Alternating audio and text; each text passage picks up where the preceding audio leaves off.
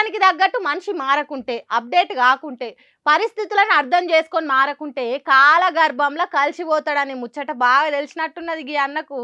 ఏం చేసిండో చూడుండ్రి.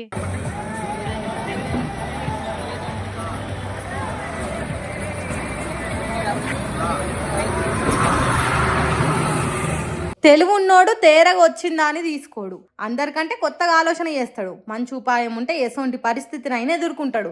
అసోంటి మొండిగట్టమే ఉన్నట్టున్నది. సెల్ ఫోన్ల సిమ్ములు సేల్ చేసే ఓ అన్న పెట్రోల్ బంకులో నో స్టాక్ బోర్డు పెట్టి పబ్లిక్ వెనకకు మరిపోతున్నారు కదా, అవి వాళ్ళను తన దిక్కు మలుపుకునే పని చేసిండు. పుండు ఎక్కడుంటే అక్కడనే మందు పెట్టాలి అన్నట్టు మా దగ్గర సెల్ ఫోన్ సిమ్ము తీసుకుంటే లీటర్ పెట్రోల్ ఫ్రీ అని పెట్టిండు. ఇంకేమున్నది, జనం పెట్రోల్ బంకులకు బదులు ఈ సిమ్ములు అమ్మే సెంటర్కే ఎక్కువ వస్తుండ్రట బండ్లు పట్టుకొని.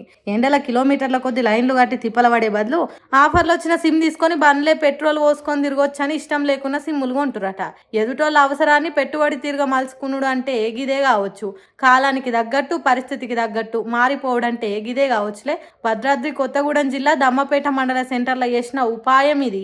సిమ్ముల కోసం కాకుండా పెట్రోల్ కోసమైనా పబ్లిక్ పరుగులు పెట్టుకుంటూ వస్తారని మంచి ప్లానింగే వేసిండ్రు.